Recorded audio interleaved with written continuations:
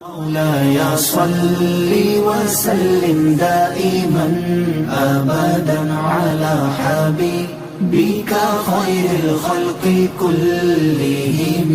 مولاي صل وسلم دائما أبدا على حبيبك خير الخلق كلهم. مولاي صل وسلم دائما أبدا. نحمده ونصلي ونسلم على حبيبه الكريم. أما بعد فأعوذ بالله من الشيطان الرجيم. بسم الله الرحمن الرحيم. محمد رسول الله والذين معه أشداء على الكفار رحماء بينهم. صدق الله مولانا العظيم. حضرت گرامی،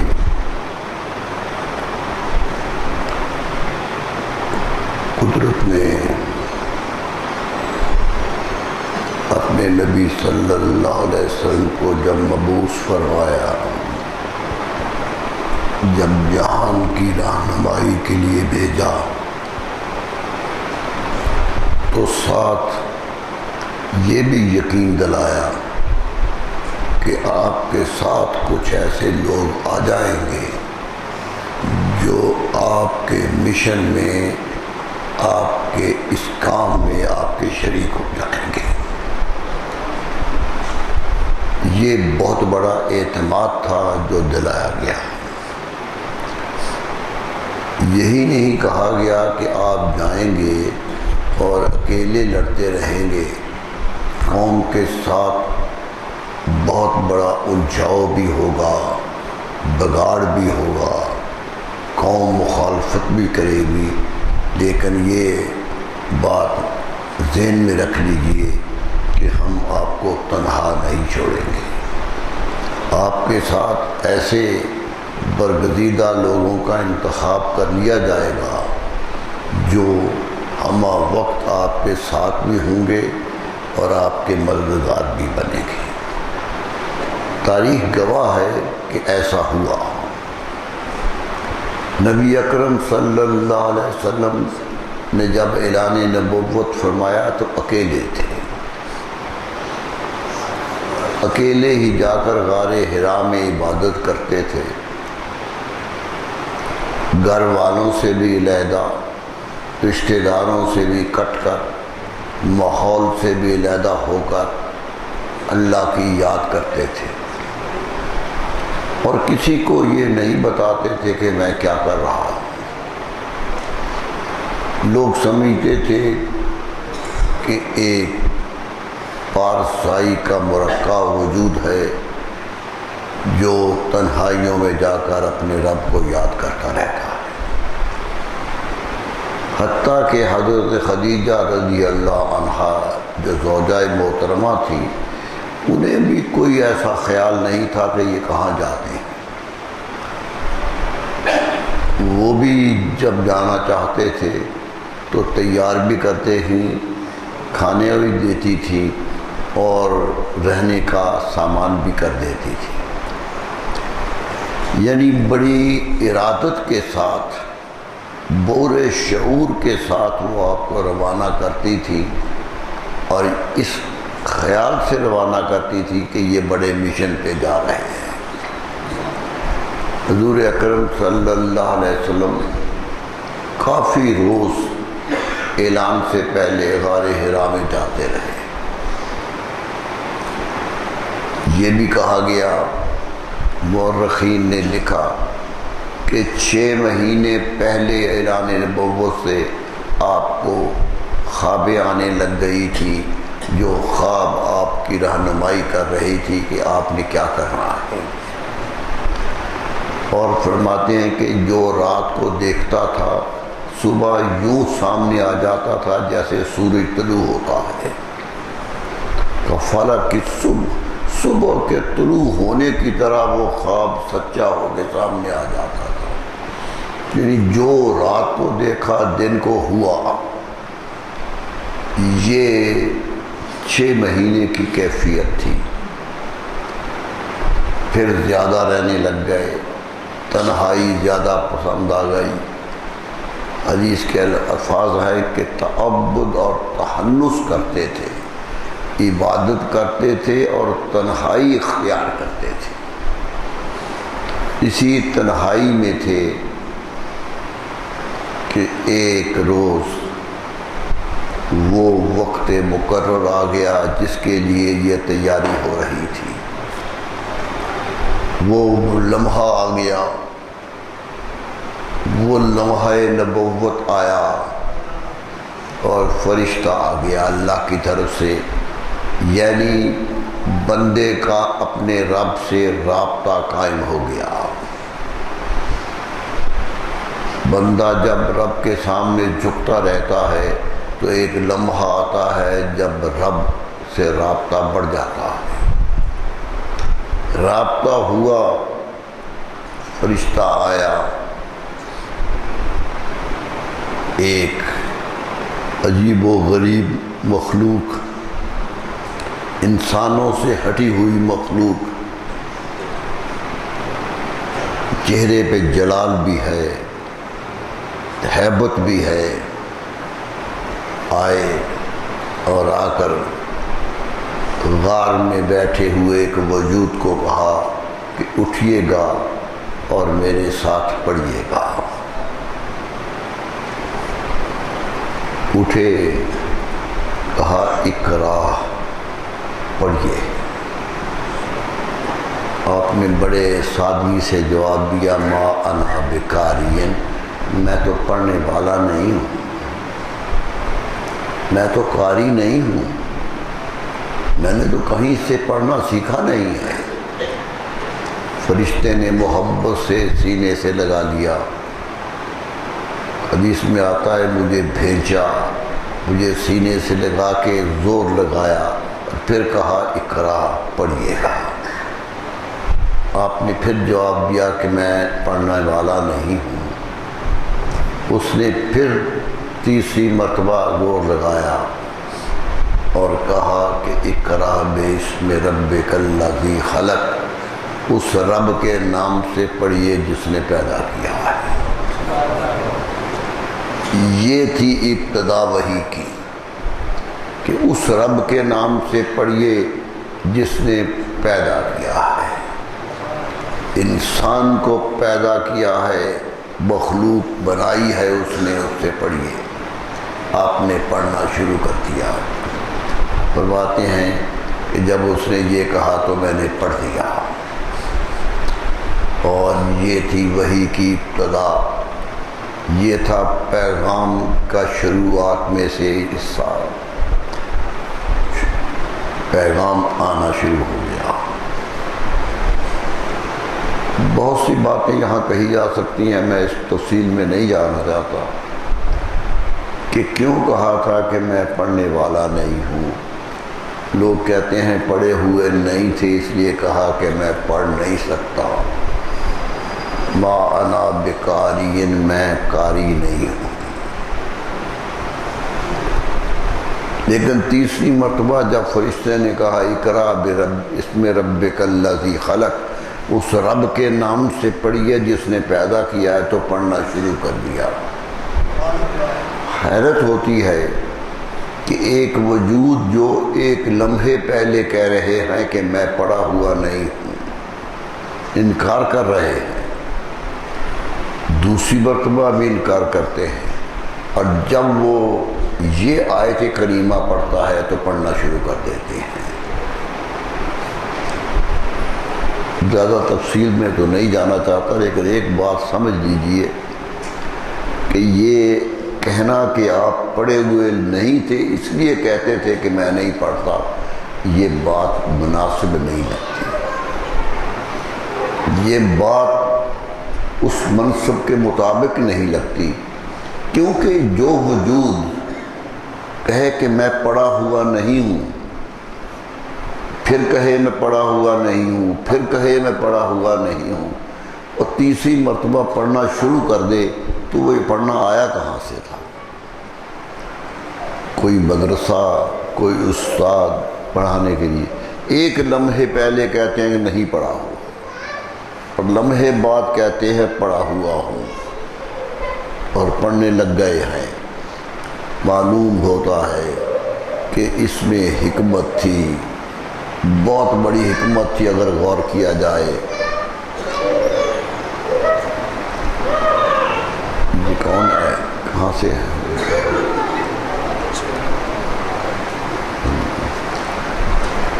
یہ حکمت بہت تفصیل چاہتی ہے، صرف اشارہ کر کے بات ختم کرتا ہوں کہ فرشتے نے اقرا کہا، وہی لے کے آیا تھا نا، پھر اقرا کہا، پھر اقرا کہا، اور پھر اقرا بسم ربک الذی خلق کہا۔ قرآن میں یہ اقرا ہے؟ قرآن میں تو اقرا بسم ربک الذی خلق، پہلی 3 دفعہ جو اس نے اقرا کہا ہے وہ قرآن میں نہیں ہے۔ معلوم ہوتا ہے وہ قرآن کا حصہ نہیں تھا، اور نبی صلی اللہ علیہ وسلم قرآن کے بغیر کچھ پڑھنا نہیں چاہتے تھے۔ رمز قرآن سے آشنا تھے، جانتے تھے قرآن کہاں سے شروع ہوتا ہے، نہیں پڑھا اور وہ قرآن کا حصہ بھی نہیں بنا۔ تو حقیقت یہ ہے کہ نبی صلی اللہ علیہ وسلم کہہ رہے تھے کہ اقرا نہ کرو، وہ پڑھو جس کا حکم ہے، وہ پڑھو جو قدرت کا پیغام ہے۔ پڑھنے لگ گئے، پڑھا، چند آیات اتری، گھر واپس آئے تو آج معمول کے خلاف تھے، پہلے آتے تھے پھر چلے جاتے تھے، اس دفعہ آئے تو کچھ جسم پہ لرزش تھی، جسم کانپ رہا تھا۔ حضرت خدیجہ حیرت زدہ ہوئی کہ آج کیا ہوا ہے؟ کہنے لگے زملونی یا خدیجہ، اے خدیجہ مجھ پہ کمبل دے دو، مجھے سردی لگ رہی ہے۔ بڑا موٹا سا کمبل مجھ پہ دے دو۔ انہوں نے دے دیا۔ کہنے لگی ہوا کیا ہے؟ کہا کہ ایک آیا تھا وجود، بڑا ہیبت ناک تھا، وہ یہ کہتا تھا پڑھ اور پڑھ۔ کہنے لگی وہ اب بھی نظر آتا ہے؟ کہا ہاں، یہیں آسمان کے گرد گھومتا ہوا اب بھی مجھے محسوس ہوتا، اب بھی میں دیکھ رہا ہوں اس کو۔ فرمایا میرے قریب آ جائیے۔ قریب آیا، اپنے ساتھ بٹھا لیا، فرمایا اب نظر آتا ہے؟ کہا نہیں، اب وہ غائب ہو گیا ہے۔ کہنے لگی میں گواہی دیتی ہوں کہ وہ فرشتہ ہے، کیونکہ اگر کوئی اور قوت ہوتی تو یہ شرم و حیا کی قوت اس میں نہ ہوتی۔ آج میں ساتھ آئی ہوں تو وہ پیچھے ہٹ گیا ہے، وہ شرم و حیا کا پتلا تھا، فرشتہ۔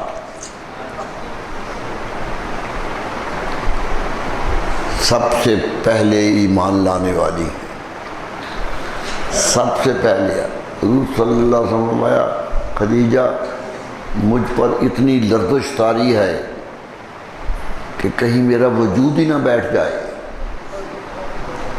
میرے وجود پہ اتنا سخت اثر ہوا گیا ہے۔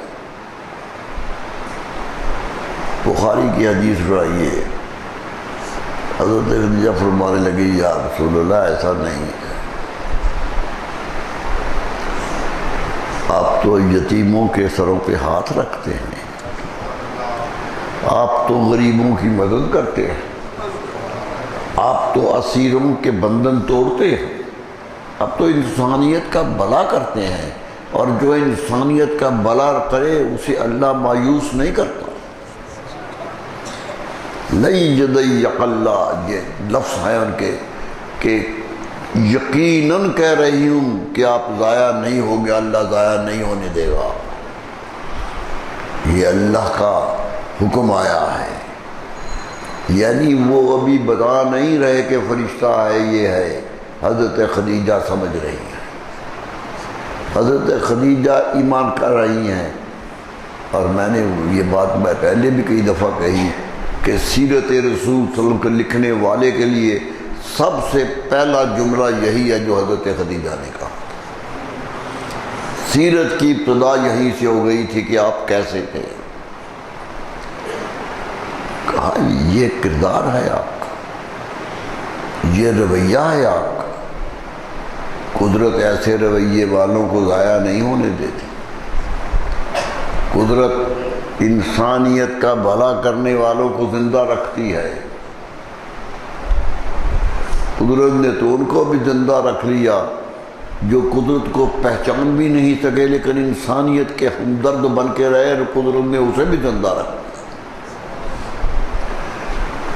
انسان کی ہمدردی ہی بنیاد ہے، انسان کے ساتھ حسن سلوک ہی سب سے بڑی بنیاد ہے ایمان کی۔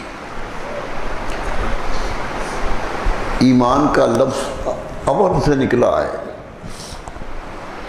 دیکھیے ایمان کا لفظ ہی امن سے نکلا ہے۔ معلوم ہوتا ہے جو مومن ہے وہ امن پسند ہے،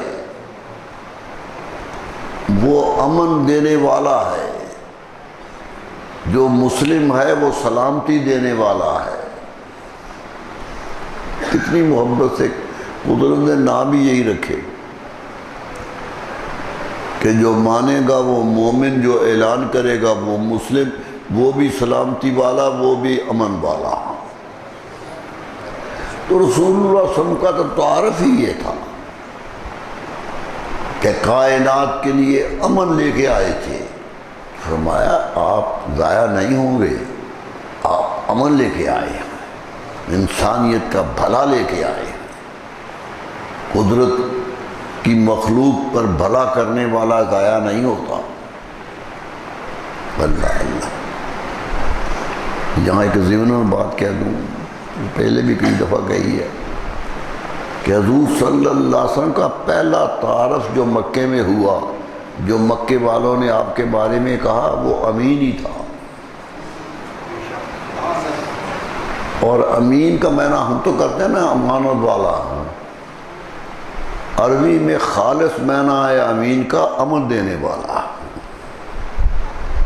امین کا لفظی معنی ہی امن دینے والا، کیونکہ جب حجر اسود پہ جھگڑا ہوا تھا، آپ نے سنا ہوا واقعہ یہ کہ ہم لگائیں گے، شرف ہے حجر اسود کو ہاتھ سے لگانا۔ بہت ہی جنگ ہو گئی تھی، تلواریں نکل آئی تھی۔ مکہ کعبہ جو امن قضا تھا، وہاں تلواریں کھینچ لی تھی لوگوں نے۔ کسی نے کہا کہ لڑو نہیں، اس دروازے سے جو صبح کو آئے آرام سے بیٹھ جاؤ، اس سے فیصلہ کرانے۔ باب شیبہ آج بھی جائیے، صفا اور مروہ کے درمیان دروازہ ہے، اسے باب شیبہ کہتے ہیں۔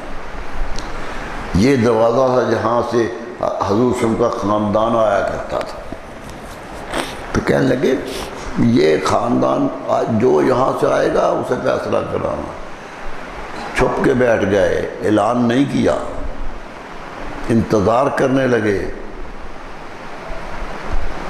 سب سے پہلے جو اندر داخل ہوئے وہ رسول اللہ صلی اللہ علیہ وسلم۔ سب نے دیکھا کہ رسول اللہ تشریف لے آئے ہیں، ابھی رسالت کا اعلان نہیں ہے، ابھی نبوت کا اعلان نہیں ہے، اندر آ گئے ہیں۔ ابن شام کہتا پکار اٹھے سارے کے سارے، جا الامین قد ردینا ھذا محمد، امین آ گیا ہے، ہم اس پہ راضی ہیں، یہ تو محمد ہے صلی اللہ علیہ وسلم۔ تو سوچئے وہاں امین انہوں نے کس معنی میں کہا؟ امانت کا معنی تھا۔ تلواریں رک رہی تھی اس وجہ سے کہ آ گیا ہے جس سے امن آئے گا، آ گیا ہے وہ جو امن دے گا۔ امن دیا نہ دیا، حجر اسود کا فیصلہ ہو گیا یا نہیں ہوا؟ تاریخ میں جنگ بند ہو گئی کہ نہیں ہوئی، یہی صورتحال تھی جو بتائی گئی۔ تو میرے دوستو آئے تھے، حضرت خدیجہ نے یہی تعارف کرایا تھا، پیار سے لوگوں کو سمجھانے لگے کہ میں نبی ہوں، اللہ نے نبی بنایا ہے، اگر میں خود بنتا تو پہلے بن جاتا، آج جو اعلان کر رہا ہوں اللہ کے حکم سے کر رہا ہوں، اللہ کا فرمان ہے اس کو سامنے لا رہا ہوں۔ تاریخ کہتی ہے سب سے پہلے ایمان لانے والی حضرت خدیجہ ہے رضی اللہ عنہا۔ اس لیے میں کہتا ہوں کہ عورتوں کو کمتر نہ سمجھو، دین کی طرف قدم بڑھایا تھا سب سے پہلے تو ایک عورت نے بڑھایا تھا، عورت سب سے پہلے اسلام لائی تھی، بانی ہے اسلام کی۔ پھر آپ نے اپنے ساتھیوں سے، جن سے دوستی تھی، محبت تھی، جن کے ساتھ رہے تھے، ان میں حضرت صدیق اکبر تھے، بڑا پیار تھا، تجارت بھی اکٹھی کرتے رہے تھے، ملتے بھی تھے، اخلاق و کردار بھی ملتے تھے۔ انہیں پتہ چلا کہ اعلان ہو گیا ہے میرے دوست کی طرف سے ایک نبی کا، باہر سے آ رہے تھے، کسی نے راستے میں کہا کہ تمہارے دوست نے اعلان کیا ہے کہ وہ نبی ہیں، گھر نہیں گئے سیدھے آپ کے پاس آئے، آ کے کہا میں نے یہ سنا ہے، کیا یہ سچ ہے؟ فرمایا ہاں اللہ نے مجھے نبی بنایا ہے۔ تو فرمایا میں گواہی دیتا ہوں کہ آپ نبی ہیں۔ کوئی معجزہ نہیں دیکھا، کوئی کرامت نہیں دیکھی، کوئی خارق عادت نہیں دیکھی، کوئی بحث نہیں کی، کوئی دلیل نہیں پوچھی، میں گواہی دیتا ہوں میں آپ کو جانتا ہوں۔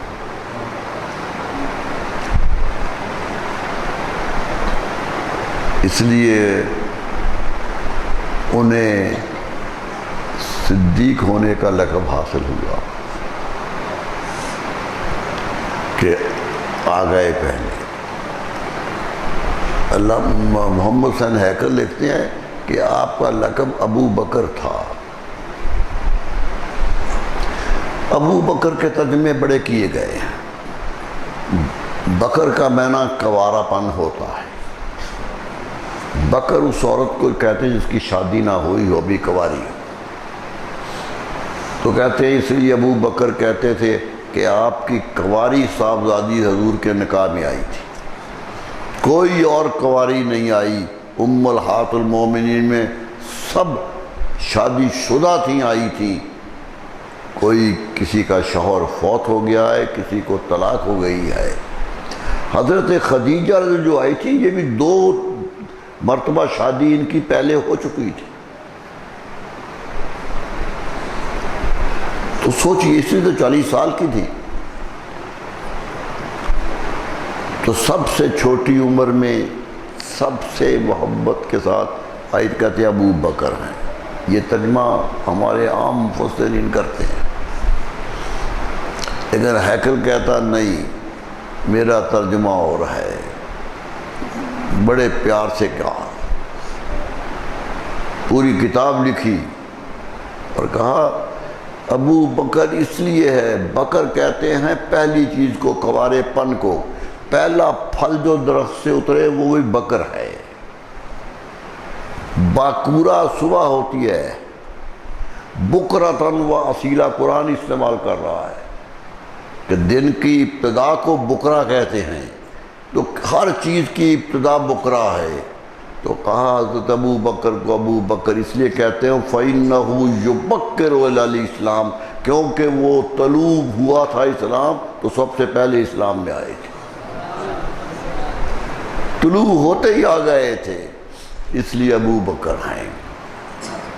بڑے پیار سے کہا، مصری ہے، پوری کتاب لکھی ہے صدیق اکبر پر، اور اس میں اس نے بات یہ کہی کہ پہلے آئے تھے، قریب تر آئے تھے، حضور صلی اللہ علیہ وسلم سے عمر میں 2-2.5 سال چھوٹے تھے، ہم عمر تھے تقریباً۔ جب اعلان نبوت کیا حضور صلی اللہ علیہ وسلم کی عمر 40 سال تھی، حضرت صدیق اکبر کی 37 سال سے اوپر 38 سال کے قریب تھی۔ یعنی دنیا دیکھتے تھے، جانتے تھے، تاجر تھے، دور دور تک تجارت جاتی تھی، امیر ترین آدمی تھے مکے کے، تو دنیا دیکھی ہوئی تھی، فیصلہ کر لیا۔ تو میرے دوستو یوں آئے، پھر انہوں نے رسول اللہ کے ساتھ مل کے تبلیغ شروع کی۔ حضور ادھر جا کے کہتے تھے لوگوں کو اسلام لے آؤ، حضرت ابوبکر دوسری جگہ جا کے کہتے تھے اسلام لے آؤ۔ مبلغ اسلام بنے۔ 10 مبشرہ 10 صحابیاں ہیں جنہیں رسول اللہ صلی اللہ علیہ وسلم نے بشارت دی تھی جنت کی، منبر رسول پہ کھڑے ہو کے کہا تھا کہ یہ 10 جنتی ہیں، نام لیا تھا، فرمایا صحابہ گواہ رہنا، ابو بکر فی الجنہ، ابو بکر جنت جائے گا، عمر فی الجنہ، عثمان فی الجنہ، علی ابن ابی طالب فی الجنہ، طلحہ فی الجنہ، زبیر فی الجنہ، ایک ایک کا نام لیا تھا کہ یہ جنتی ہیں دنیا میں۔ ابھی ان کا حساب نہیں ہوا لیکن میں انہیں جنتی قرار دے رہا۔ ابھی حشر میں میدان پہ تلے بھی نہیں ہیں لیکن میں کہہ رہا ہوں یہ جنتی ہیں۔ یہ 10 جنتی صحابہ سب سے بڑے صحابہ ہیں۔ قوم نے ہمیشہ ان 10 کی طرف رجوع کیا ہے، ہر معاملے میں انہی کو دیکھتے تھے۔ ان 10 میں سے 6 صحابہ وہ ہیں جو حضرت صدیق اکبر کے کہنے پہ مسلمان ہوئے۔ حضرت عثمان رضی اللہ عنہ مسلمان ہوئے تو ابوبکر کے کہنے پر، حضرت طلحہ، حضرت زبیر، یہ سارے وہ ہیں جو حضرت صدیق اکبر کے کہنے پہ اسلام لائے۔ اتنی تبلیغ کی، حد کر دی، محافظ بن کے رہے۔ حضرت علی رضی اللہ عنہ فرماتے ہیں کہ ایک دن رسول اللہ صلی اللہ علیہ وسلم مکے میں تبلیغ کر رہے تھے، کعبے کے اندر تھے، تو کافر حملے کر رہے تھے۔ کوئی ادھر سے آتا تھا، کوئی آوازہ کستا تھا، کوئی ادھر سے آوازہ کستا تھا۔ نبی صلی اللہ علیہ وسلم ان کے آوازوں کی پرواہ نہ کیے ہوئے تبلیغ کرتے جاتے تھے۔ کہتے اتنا گمسان کی حالت ہو گئی تھی، خوف آ گیا تھا کہ حملہ نہ کر دیں، نقصان نہ کر دیں۔ کہتے ہم دیکھتے رہے تھے، دیکھ رہے تھے کہ حملہ ہو رہا ہے، ہم پریشان بھی ہو رہے تھے لیکن کچھ کر نہیں سکتے تھے۔ حضرت علی کی روایت ہے کہ حضرت صدیق اکبر جو آ گئے، دیکھا کہ یہ حال ہو رہا ہے، مکے والے چاروں طرف سے گھیرا ڈالے ہوئے، کہتے قریب آئے، اس کو گریبان سے پکڑ کے یوں پھینکا، اس کو گریبان سے پکڑ کے یوں پھینکا، کسی کو دھکا دیا، کسی کو کہا لوگوں عقل کی بات کرو، اس شخص کے خلاف نعرے لگا رہے ہو، اس وجود کو برا بلا کر رہے ہو، یقول ربی اللہ، جو کہتا کیا ہے؟ ضرور یہی کہتے ہیں کہ اللہ ایک ہے، میرا رب اللہ ہے، یہی تو کہتے ہیں، اور کہتے کیا؟ کہتے ہیں میں نے اتنا بہادر وجود کبھی نہیں دیکھا تھا کہ سب کے ساتھ لڑ گیا اور رسول اللہ صلی اللہ علیہ وسلم کو بچا کے لے گئے۔ بہت ساتھ دیا، بہت ساتھ دیا۔ قرآن نے ذکر کیا محمد الرسول اللہ، لوگوں میرے محمد صلی اللہ علیہ وسلم اللہ کے رسول ہیں۔ والذین معہ، بڑے لوگ وہ ہیں جو ان کے ساتھ رہے۔ مفسرین کہتے ہیں اس سے مراد صدیق اکبر رضی اللہ کہ ساتھی تھے، ہر جگہ ساتھ رہے، تجارت میں بھی ساتھ رہے۔ ہٹی نے تو تصویریں دے دی ہیں کہ کہ وہ ان کے ساتھ تھے جب تجارت کے لیے گئے تھے. اتنی قربت رہی، اتنا قرب رہا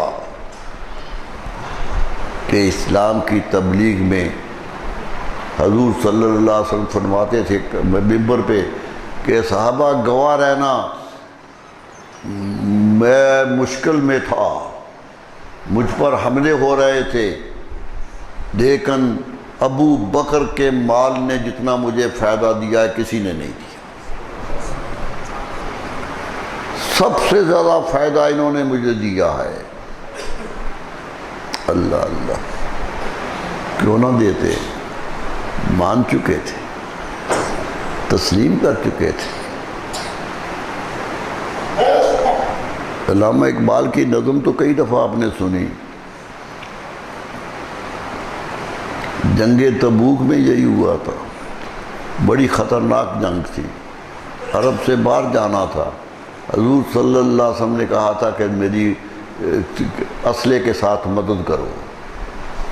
صحابہ کے پاس اسلحہ نہیں ہے، سامان جنگ نہیں ہے کارواں، جس میں حضرت عثمان رضی اللہ عنہ نے بہت کچھ دیا.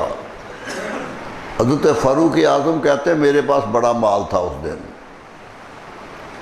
کچھ ایسا موقع تھا کہ پیسے میرے پاس بڑے تھے. میں نے کہا آج میں جاؤں گا لے کر، آج سب سے آگے نکلوں گا. ایک نیکی کی خواہش آئی ہے کہ سب سے آگے نکل جاؤں گا. اور کہتے ہیں مجھے پتا تھا ابو بکر سب سے آگے نکل جاتے ہیں، میں نے سوچا تھا میں ان سے آج نکل کے دکھاؤں گا. کہتے اپنے گھر گیا، سارا مال اکٹھا کیا، ہر چیز کو 2 حصے کیا. 4 پائیاں 2 تھی تو 1 کی. کوئی چیز جو گھر میں برتن 2 تھے تو 1 کیا، پورا آدھا کر کے میں لے آیا نبی صلی اللہ علیہ وسلم کے پاس. گھر کا آدھا مال لے آیا اور اس خوشی سے لے آیا کہ آج میں آگے ہوں، آج میرے پاس مال بہت ہے. حضور صلی اللہ علیہ وسلم نے پوچھا میرے فاروق گھر پہ کیا چھوڑ کے آئے ہو؟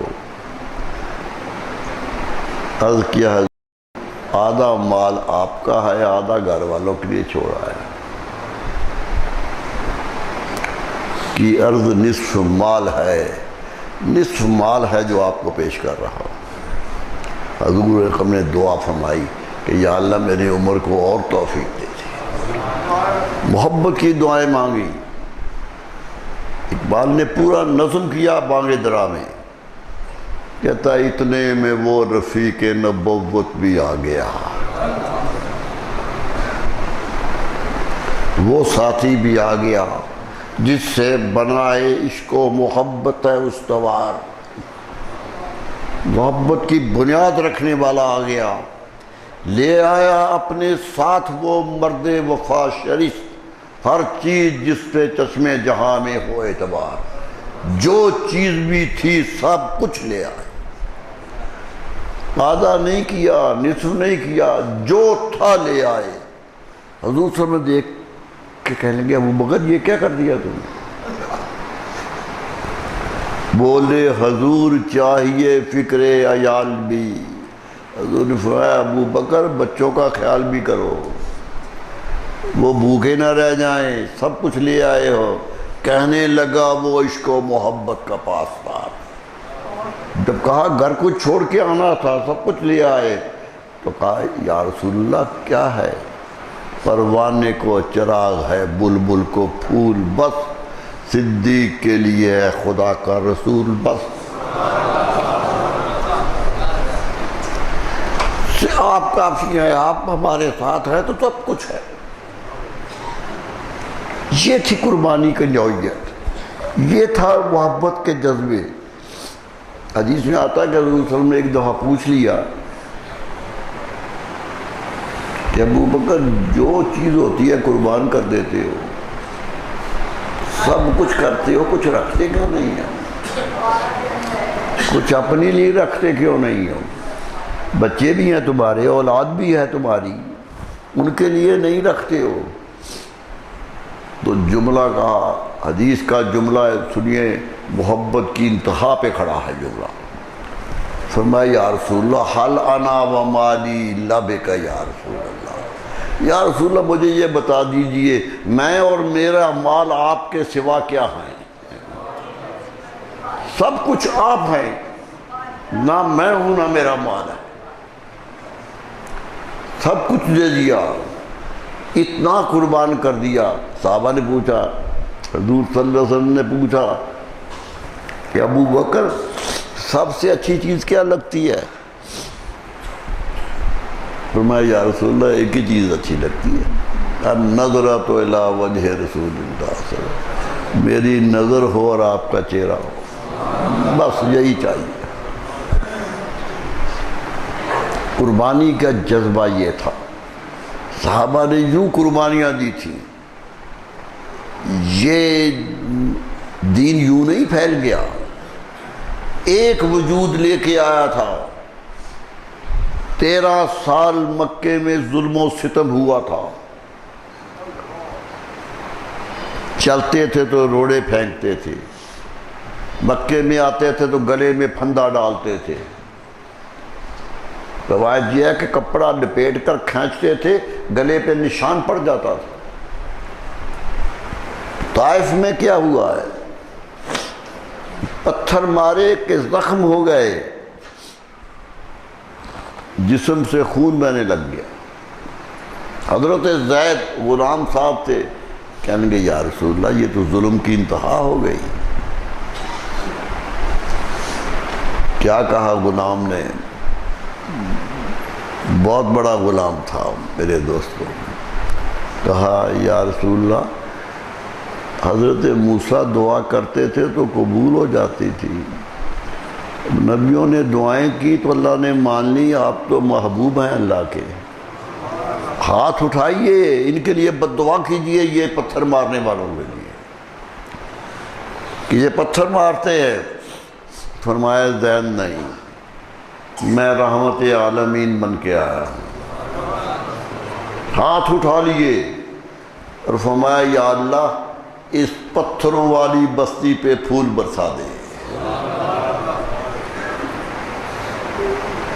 اتنا ظلم تاریخ میں کبھی کسی وجود پہ اتنا ظلم نہیں ہوا جتنا مکے والوں اور عرب والوں نے رسول اللہ صلی اللہ علیہ وسلم کے ذات پہ کیا۔ جسم زخمی، اللہ اللہ، اتنا نازک جسم جو عرش پہ جانے والا تھا مکے کے سرزمین پہ زخمی ہوا تھا۔ ابو جہل مارتا تھا، حتیٰ کہ چچا ابو لہب نہیں مان تھا، وہ تکلیف دیتا تھا، لوگ آتے تھے للکارتے تھے کہ نکلو ہمارے سامنے، لیکن قدرت کہہ رہی تھی سب تم اکٹھے ہو جاؤ، میرا رسول اکیلا ہی کافی ہے، کافی ہے، حسبک اللہ، اللہ آپ کے لیے کافی ہے۔ یا رسول اللہ آپ اکیلے نہیں ہیں، ہم آپ کے ساتھ ہیں۔ یہ سبق دیا تھا آنے والی امت کو کہ اللہ کے راستے پہ کھڑے ہو جاؤ، قدرت تمہارے ساتھ ہوتی ہے۔ دیکھ لو بعد میں آنے والوں نے کیا کیا۔ داتا گنج بخش علی جوہری کا عرس ہو رہا ہے، ذرا پڑھیے تو کیا کیا انہوں نے۔ جب آئے تھے تو یہاں کیا تھا؟ کفر کا ڈنکا بج رہا تھا، بت پرستی تھی، ایک وجود غزنی سے چل کے آ گیا تھا۔ تو کیا ہوا؟ ایک ڈیرا لگا کے بیٹھ گئے تھے، مخالفت کی انتہا ہوئی، ظلم بھی ہوئے، لیکن قدرت کا فیصلہ دیکھیے، وہی وجود آج قبر میں ہے، لوگ دربار پہ کھڑے ہیں یا نہیں کھڑے؟ کوئی لمحہ خالی ہوتا ہے کہ آدمیوں سے وہاں قدرت کہتی ہے ہمارے بن جاؤ گے تو دنیا تمہاری ہو جائے گی۔ میں کبھی کبھی سوچتا ہوں 2 مزار بڑے ہیں لاہور میں، 2 قبریں بڑی ہیں، ایک داتا گنج بخش علی جویری علیہ رحمہ کی، اور ایک تھوڑے سے فاصلے پہ جہانگیر کا مقبرہ ہے۔ ہندوستان کا بادشاہ، طاقتور بادشاہ، قبر پہ ہیرے لگے ہوئے، پتھر قیمتی ہیں دادا صاحب کے پتھروں سے، ہر پتھر کے جوڑ پہ ہیرا لگا ہوا ہے۔ اتنا دولت لوٹی ہے وہاں۔ راستوں پہ جو راستے بنے تھے ان پہ جو کام ہوا ہے وہ حیرت زدہ ہے۔ لیکن جاتے ہیں لوگ مقبرہ جہانگیر میں، کیا کرنے جاتے ہیں؟ دیکھنے جاتے ہیں کہ ہیرے کیسے ہیں، پتھر کیسے ہیں۔ کوئی محبت میں آ کے دعا مانگ دیتا ہو کہ یا اللہ اسے بخش لے۔ اس سے زیادہ کیا کرتے ہیں وہاں جا کر؟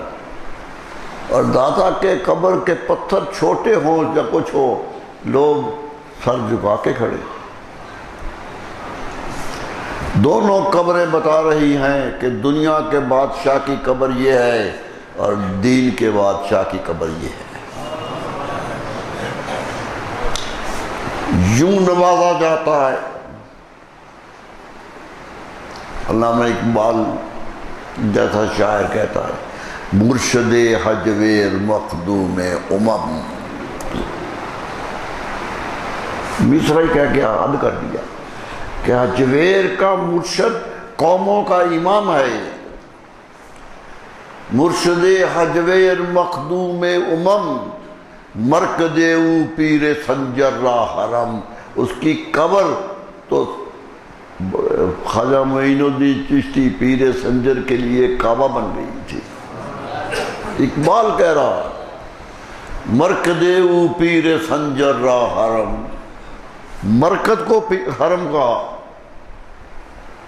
بیٹھے ہیں نا خواجہ معین الدین چشتی میری پاؤں کی طرف بیٹھے ہیں، چلا کاٹا ہے وہاں، ان کی اجازت سے پھر آگے گئے ہیں۔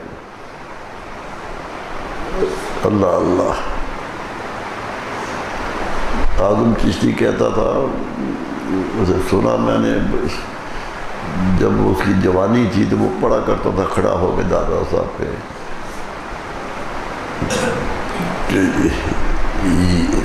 دیکھ لو یہ قبر کون سی ہے، یہ قبر کتنی ہے۔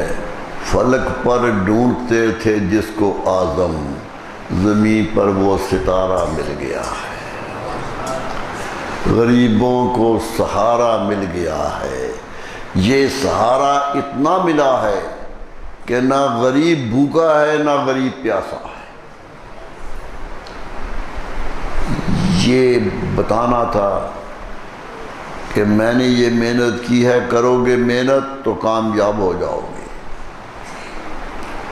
جہاں بھی جاؤ گے کامیابی ملے گی۔ یہی ہوتا ہے نا۔ حضرت خواجہ قطب الدین بختیار کاکی آئے ہندوستان میں، التمش بادشاہ تھا۔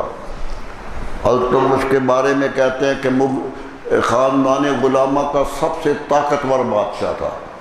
ہلاکو خان جو بغداد تباہ کر کے آ گیا تھا، جو عالم اسلام کی اینٹ سے اینٹ بجا گیا تھا، پورا عالم اسلام لٹ گیا تھا، وہ ہندوستان آیا تو شکست کھا گیا، کیونکہ التمش طاقتور بادشاہ تھا۔ یہاں سے واپس چلا گیا تھا، وہ ہندوستان فتح نہیں کر سکا تھا، سب کچھ فتح، ماورائے نہر سارا فتح کر دیا تھا، حتیٰ کہ بغداد میں 12 لاکھ انسان ایک دن میں ذبح ہو گئے تھے،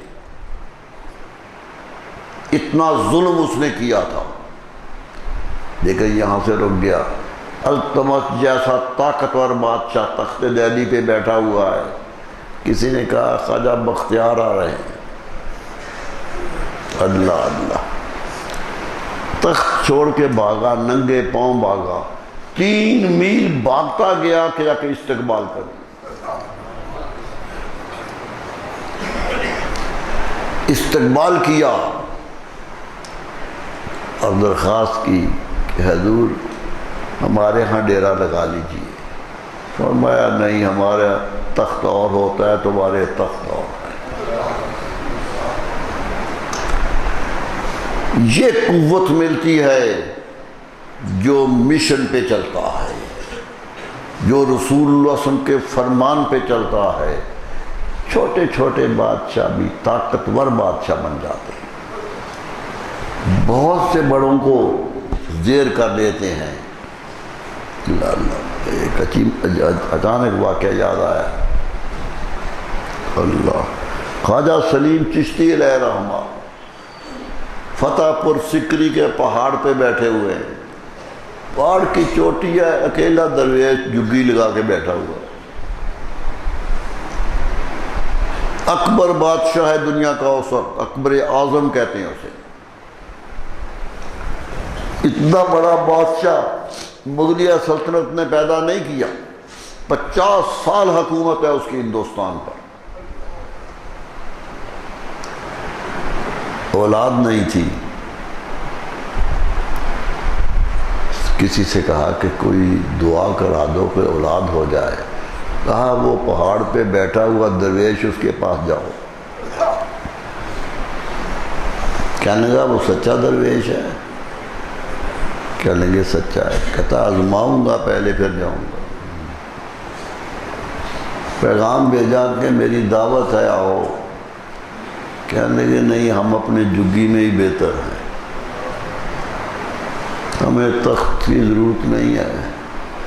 کہنے لگا چلو میں کھانا پکا کے بھیج دیتا ہوں، دعوت مان لو، یہ تو سنت رسول ہے. فرمایا بھیج دو. کھانا بھیجا، ہاتھ ڈالا تو رک گئے. کہنے لگے اکبر کو بلا لو. لوگ بھاگے ہوئے گئے. اکبر پیچھے آیا تھا کہ کیا ہوتا ہے. کہا بلایا. اکبر سامنے آ گیا تو غصے سے کہا اکبر امتحان درویش میں کنوئی. ارے درویشوں کا امتحان لیتا ہے؟ ناجائز گوشت ڈال کے پلاؤ بنا کے لے آیا ہے، یہ ہم نہیں کھاتے ہیں. درویش سے حرکت سے تو ناجائز ڈکمہ گزرتا نہیں ہے. اکبر پاؤں پڑ گیا. یہی تو دیکھنا تھا. دیکھا، کہا دعا کیجیے اللہ اولاد دے دے. فرمایا دے دے گا اللہ بیٹا، نام میرا رکھ لینا. جہانگیر کا نام سلیم ہی تھا. سوچئے درویش کتنے تھے کہ تخت پہ دہلی پر بیٹھا ہوا بھی جھک رہا ہے سامنے. یہ درویشی سکھائی تھی میرے نبی صلی اللہ علیہ وسلم کہ نہ میں ابو جہل کے پاس گیا ہوں، نہ ابو لہب کے سامنے جا کر التجا کی ہے. اپنے رب کے سجدے میں پڑ گیا ہوں، اسی سجدے سے سب کچھ ملا ہے. اللہ اللہ، کتنے صحابہ بنے. 10 سال کے عرصہ گزرا تھا. ارے 10 سال میں تو شہر سے تعارف نہیں ہوتا. 10 سال کے عرصے کے بعد کعبہ گئے حج کرنے کے لیے تو 1,24,000 صحابی کھڑے تھے. چاروں طرف صحابہ کا مجمع تھا. قدرت کہہ رہی تھی کہ یہ ہے طاقت جو قدرت دیتی ہے، یہ ہے طاقت جو قدرت کی طرف سے آتی ہے. میرے دوستو، یہ مشن تھا، یہی آگے چلا. دنیا سے تشریف لے گئے تو ایک دین دے گئے. دین دے کے گئے. فرمایا میں تمہارے سامنے چھوڑ کے جا رہا ہوں، اللہ کی کتاب اور اپنی سنت چھوڑ کے جا رہا ہوں. اس کو مضبوطی سے تھام کے رکھنا. حضرت صدیق اکبر خلیفہ بنے رضی اللہ تعالیٰ، پہلے خلیفہ بنے۔ کیسے بنے یہ واقعات بڑے لمبے ہیں۔ مسجد نبوی میں بیعت ہوئی، کئی دن بیعت ہوتی رہی، دور دور سے لوگ قافلے بن کے آتے رہے اور ہاتھ پہ بیعت کرتے رہے۔ جب پورا عالم اسلام بیعت کر گیا تو خطبہ دیا صدیق اکبر رضی اللہ عنہ نے۔ پہلا خطبہ ہے، ہٹی نے کہا کہ اتنا بڑا خطبہ مختصر اور اتنا طاقت والا خطبہ تو کبھی کسی نے نہیں کیا۔ فرمایا میرے لوگوں سنو، انی ولیت علیکم ولست بخیرکم، یہ کوئی جرت والا ہی کہہ سکتا ہے کہ لوگوں میں آپ کا والی بنایا گیا ہوں، میں امیر بنا ہوں، قدرت نے مجھے امیر بنایا ہے، لیکن مجھے کوئی دعویٰ نہیں ہے کہ میں بہتر ہوں، میں تم سے بہتر نہیں ہوں، میں تمہارے جیسا ہی ہوں۔ اگر میں کوئی نیکی کا کام کروں فَإِنُونِی، میری مدد کرنا، اور اگر برائی کروں فَاسْتَقِیمُونِی، مجھے پکڑ کے سیدھا کر دینا۔ یہ نہیں کہ جو میں کہوں مانو، اسلام کے ترازو پہ تول کے دیکھنا کہ میرا حکم رسول اللہ کا حکم ہے یا نہیں ہے، برابر ہو تو مان لینا، نہ ہو تو مجھے سیدھا کر لینا۔ یہ جرت تھی، جہاد پر عمل کرنا، زندگی کو نیکی کا سبق دیتے رہنا اور نماز قائم کرتے رہنا۔ یہ خلیفہ اول کی گفتگو ہے۔ لوگ باغی ہو گئے۔ دیکھیں دنیا دار تو بہت تیز ہوتے ہیں۔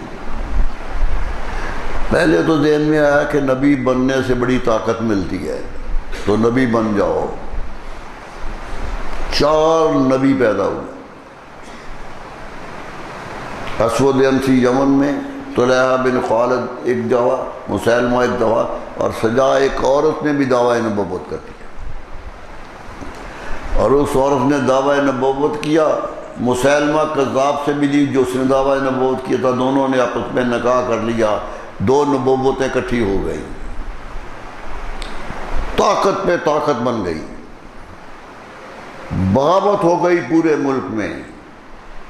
لیکن ایمان صدیقی دیکھیے، فرمایا میرے نبی کے بعد کوئی نبی نہیں ہے،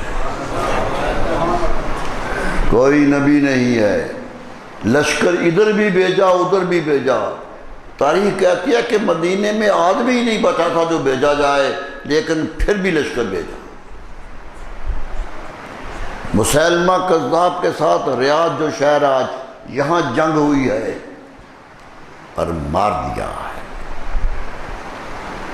تباہ کر دیا ہے، نبوت کا دروازہ ہمیشہ کے لیے بند کر دیا۔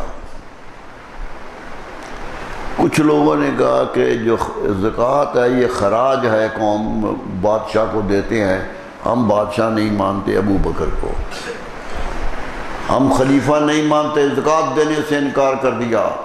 مالک بن نویرہ بہت بڑا سردار تھا، انکار کر گیا۔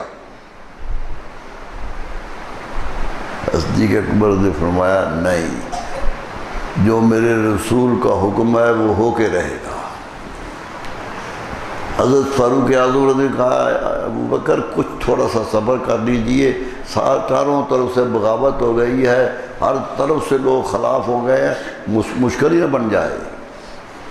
فرمایا عمر نہیں، میں جنگ لڑوں گا اس کے خلاف، من یفرق بین الصلاۃ والزکوٰۃ، جو نماز اور زکوٰۃ کا فرق کرے گا میں جنگ لڑوں گا۔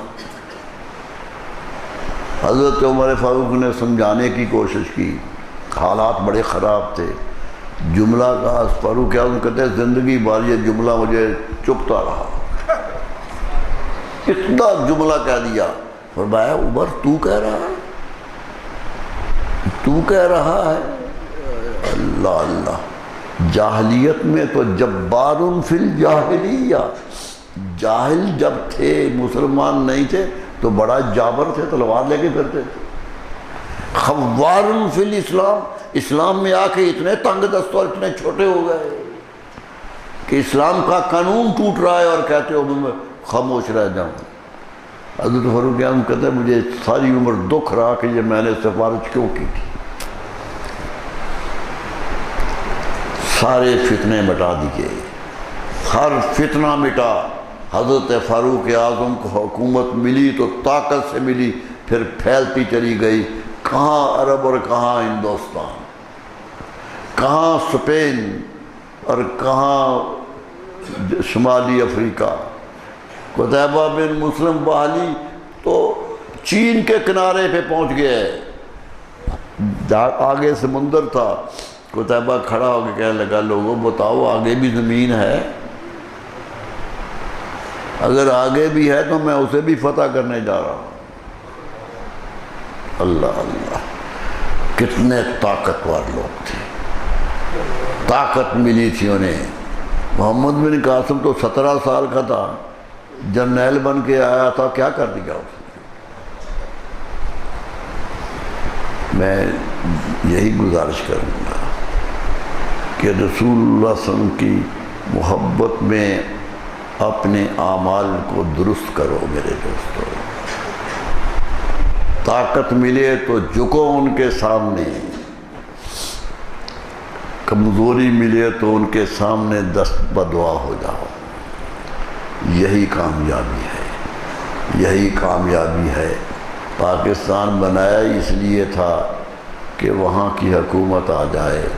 آج سیاستدان دعویٰ کر رہے ہیں کہ مدینے کی ریاست بنانی ہے، دعوے ہو رہے ہیں۔ ارے نیت تو یہی تھی کہ مدینے کی ریاست بنانی ہے، نیت تو یہی کی تھی، لیکن کیا بن گیا ہے یہ ذرا سوچ لو۔ ریاست مدینہ بنی ہے یا کیا بنا ہے یہ سوچ لو۔ دعویٰ تو یہی کیا تھا کہ مدینے کی ریاست بنانی ہے۔ مولانا ظفر علی خان پکار رہے تھے اس وقت کہ تمہیں لے جا کے مکہ سے مدینہ میں بسایا تھا، سمجھ لو اس نئی بستی کو پاکستان کہتے ہیں۔ یہ پکار تھی اس وقت، لیکن کاش ہم اس پہ عمل کر سکتے، کاش ہم دولت کی حرص پہ آگے نہ جاتے، اقتدار کی ہوس لے کے نہ آتے، دولت کی خواہش لے کے نہ آتے۔ اللہ تعالیٰ سے دعا کیجیے کہ اللہ اطمینان کی زندگی عطا فرمائے، صحابہ اکرام کی اسوہ حسنہ پہ چلنے کی توفیق عطا فرمائے، ان کی جیسی زندگی اختیار کرنے کی توفیق عطا فرمائے، اور ان کا احترام کرتے رہیے، اسی میں بھلا ہے۔ وآخر دعوانا الحمدللہ۔ مولاي صل وسلم دائما أبدا على حبيبك خير الخلق كلهم، مولاي صل وسلم دائما أبدا على حبيبك خير الخلق كلهم، مولاي صل وسلم دائما أبدا